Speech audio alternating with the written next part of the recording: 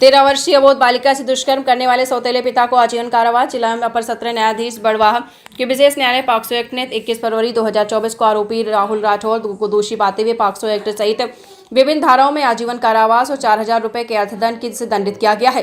घटना 10 फरवरी 2024 को 13 वर्षीय पीड़िता की माता ने थाना बड़वाह आकर रिपोर्ट दर्ज कराई थी। उसके दूसरे पति आरोपी राहुल राठौर के साथ दशहरा मैदान स्थित ईंट भट्टे पर काम करती है।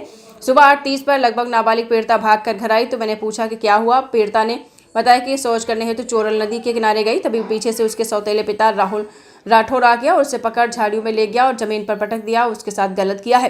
पीड़िता ने बताया है कि सौतेला पिता राहुल उसको पिछले 4 दिनों से नहर के पुल की तरफ झाड़ियों में ले जाकर उसके साथ बार बार गलत काम कर रहा है। धमकी देता है कि यदि तूने अपनी मां को बताया तो तुझे व तेरी मां को काट कर फेंक दूंगा। फरियादी की रिपोर्ट पर पुलिस थाना बड़वाह द्वारा आरोपी राहुल राठौर के विरुद्ध अपराध पंजीबद्ध कर अनुसंधान पश्चात अभियोग पत्र न्यायालय बड़वाह में पेश किया गया है। ये घटना 2024 की है।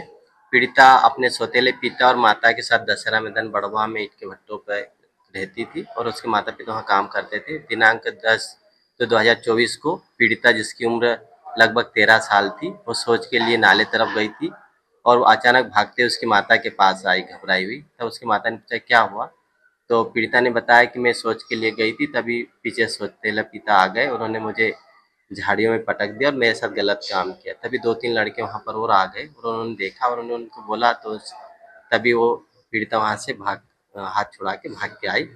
और उसने बताया कि इसने पहले भी मेरे साथ 2-3 बार डरा धमका के गलत काम किया है।